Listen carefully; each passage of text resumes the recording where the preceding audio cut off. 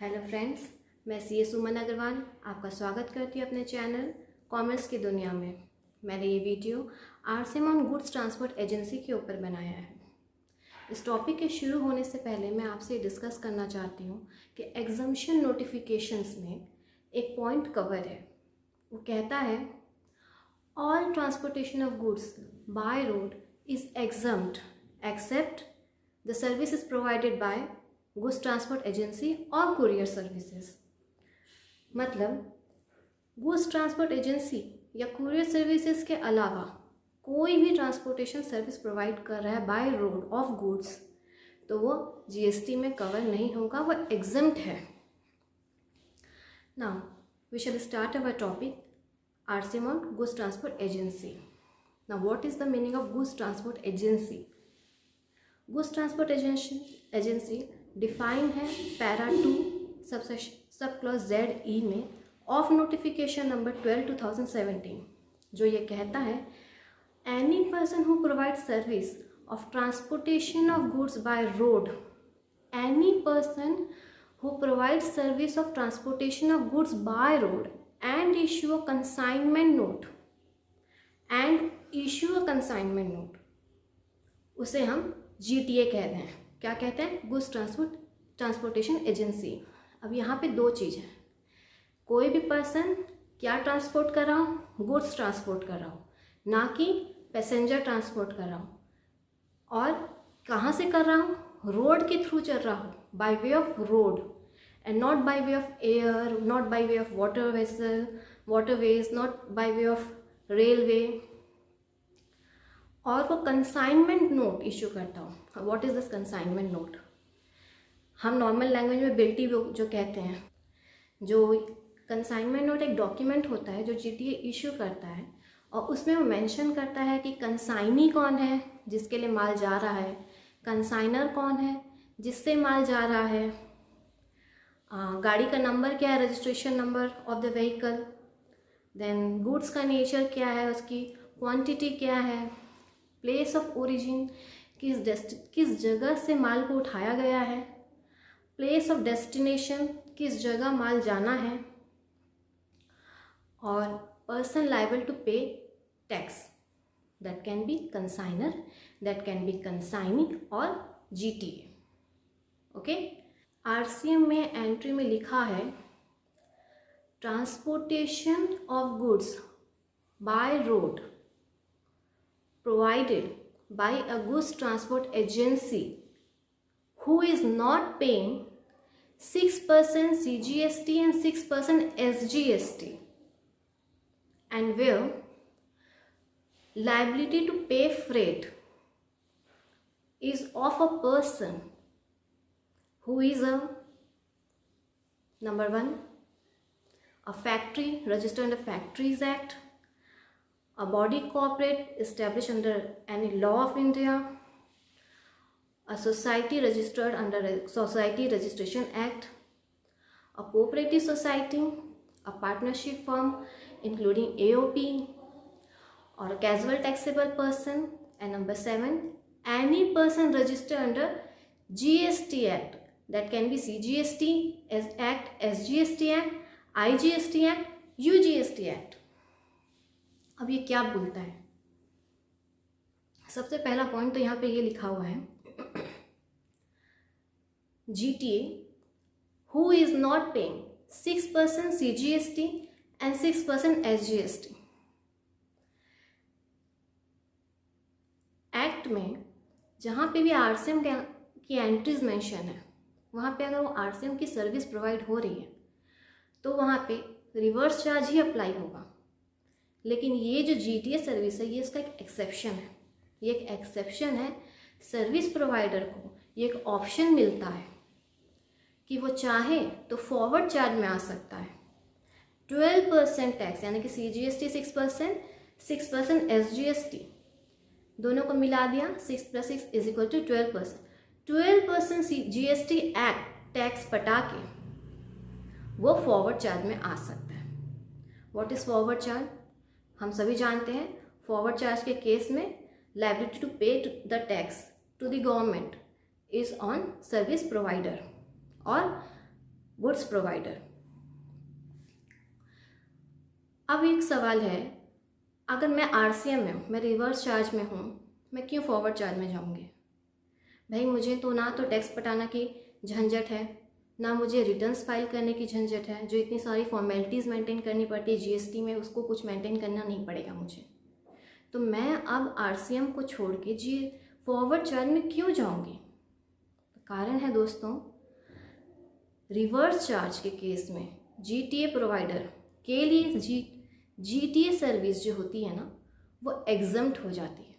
मतलब even though it is a taxable service but it will be treated as exempt service for the provider of service। GTA के लिए अगर वो RCM में है तो वो एक exempt सर्विस हो जाएगी, और उसकी वजह से ब्लॉक क्रेडिट सेक्शन 17(3) अट्रैक्ट हो जाता है, और जो भी मेरी सप्लाईज है, इनवर्ड सप्लाईज, जो भी मेरे गुड्स हैं, इनपुट्स हैं, कैपिटल गुड्स हो गए, मेरे सर्विसेज हो गए, जिसकी मैंने इनवर्ड सप्लाईज ली है, उसकी मैं इनपुट क्रेडिट नहीं ले पाती। अब इसका इम्पैक्ट ये होता है कि अगर मैं जीटीए सर्विस प्रोवाइडर हूँ और मेरी बहुत सारी ट्रकें मैंने ले रखी हैं, बहुत सारी टेम्पो ले रखी है, इन दैट सिचुएशन मेरी जो इनपुट होगी, इनपुट टैक्स, वो इसमें लैक्स से भी ऊपर हो सकती है, जिसकी वजह से मुझे बहुत सारा हैवी टैक्स बर्डन खुद अपने पॉकेट से पे करना पड़ रहा है, क्योंकि मैं सर्विस प्रोवाइडर जिनसे भी मैंने ये गुड्स लिए हैं या जिससे भी मैंने सर्विसेज लिए हैं, उनको तो मैंने टैक्स पटाया है ना, उनको अपने जेब से टैक्स पे किया है, लेकिन मैं उसका इनपुट नहीं ले पा रही। इसी की वजह से एक पर्सन अगर जिसका बहुत सारा इनपुट है, वो चाहेगा कि फॉरवर्ड चार्ज में आ जाए, ना कि रिवर्स चार्ज में रहे। सेकेंडली, हम एक चीज़ और देखेंगे, यहाँ पे जो आरसीएम है जीटीए पे अप्लाई होता है, ना कि किसी इंडिविजुअल पे। मैं एक इंडिविजुअल ड्राइवर हूँ और मेरी गाड़ी को मैं ड्राइव कर रही हूँ, ट्रांसपोर्ट कर रही हूँ गुड्स एक जगह से दूसरी जगह। In this situation I am not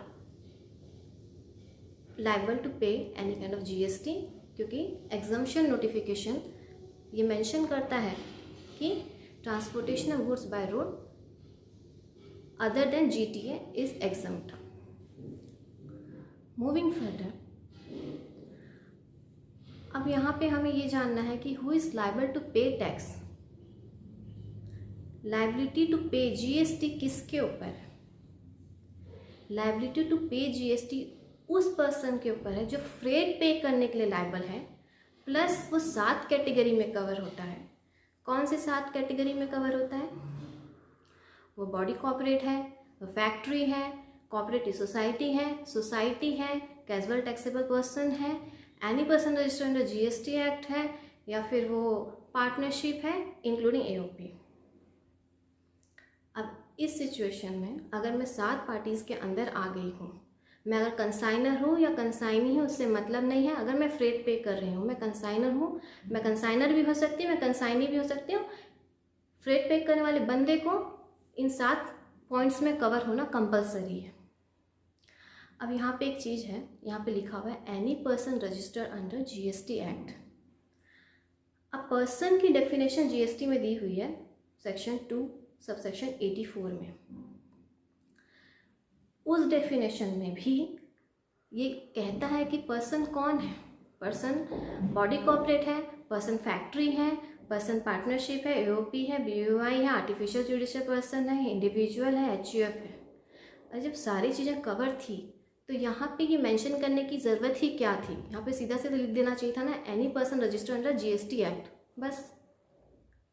ये बाकी 6 जो पर्सन निकले हैं ना यहाँ पे, जो फैक्ट्री है या पार्टनरशिप है, ये सब तब हमें देखना है जब मैं जीएसटी पे रजिस्टर्ड नहीं हूँ। फ्रेट पे करने वाला पर्सन जीएसटी एक्ट में रजिस्टर्ड नहीं है, तब उसे हमें चेक करना है कि क्या वो एक फैक्ट्री है, क्या वो एक बॉडी कॉर्पोरेट है, क्या वो एक सोसाइटी है, पार्टनरशिप है, एओपी है।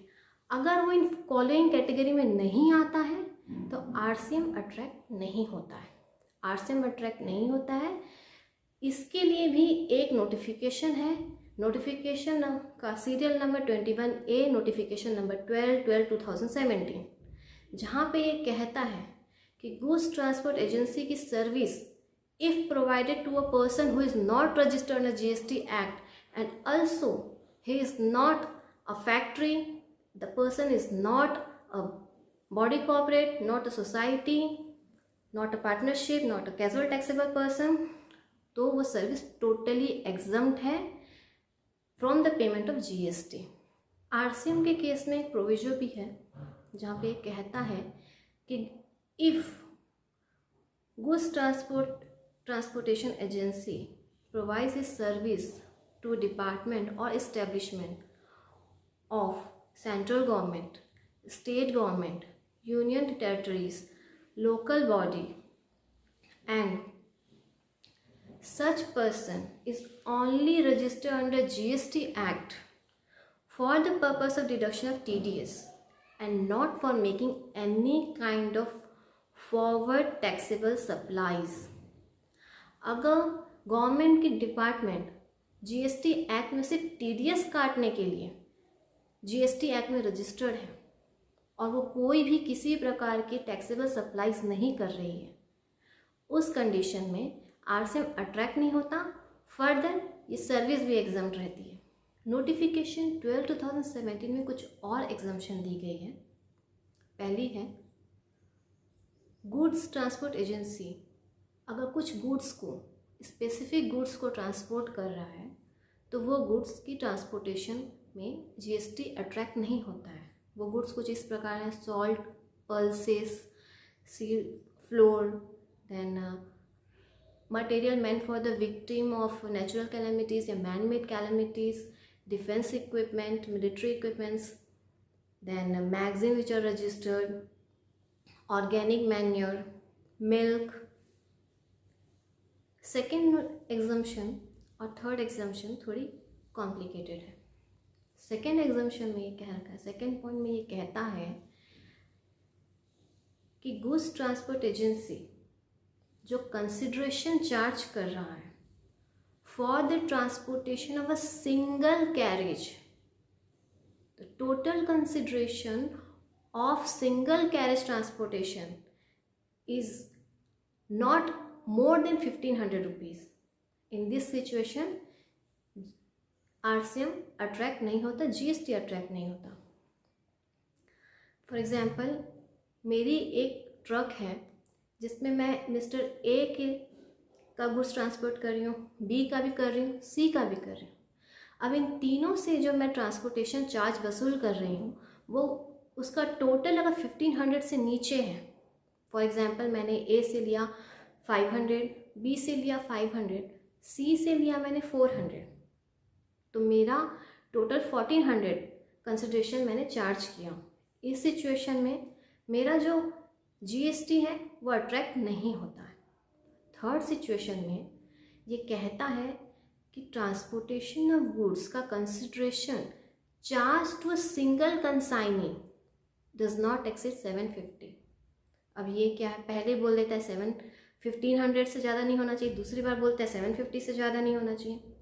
यहाँ पे पहली पॉइंट में जितना भी गुड्स जा रहा था, जितने भी लोगों का गुड्स जा रहा था, उन सब की कंसिडरेशन मिलाने की बात कर रहा था और फिर चेक करना था कि वो 1500 से नीचे है या ऊपर है।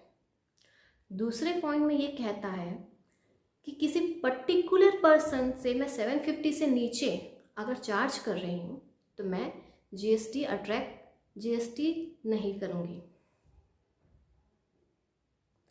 अगर मैं किसी पर्टिकुलर पर्सन से जो फ्रेट चार्ज कर रही हूँ 750 से नीचे तो GST अट्रैक्ट नहीं होगा। अब इस सिचुएशन में हम एक केस देखते हैं। पार्टी A है जिससे मैंने 500 लिया है, B से मैंने 500 लिया है, C से मैंने 600 लिया है। मेरा टोटल हो गया 1600, मेरा फ्रेट जो है 1600। फर्स्ट कंडीशन के हिसाब से तो मैंने 1500 से ऊपर लिया, लेकिन सेकंड कंडीशन के हिसाब से मैंने किसी भी पर्सन से 750 से ऊपर चार्ज ही नहीं किया। जब मैंने किसी से भी 750 से चार्ज ही नहीं किया तो इस कंडीशन में मैं GST की लायबिलिटी किसी के ऊपर भी नहीं आती है। केस 2, मिस्टर ए से मैंने 500 फ्रेट वसूल किया, बी से मैंने 500 वसूल किया, सी से मैंने 800 वसूल किया। इस सिचुएशन में मेरा टोटल फ्रेट होता है 1800।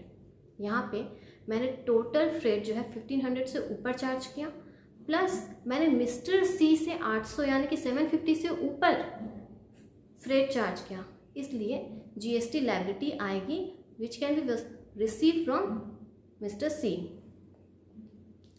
इसी के साथ मैं इस वीडियो को सम अप करना चाहती हूँ। पहला हमने ये सीखा कि आरसीएम गुड्स ट्रांसपोर्ट एजेंसी के ऊपर लगता है, जो कि ट्रांसपोर्टेशन करती है by road of goods only.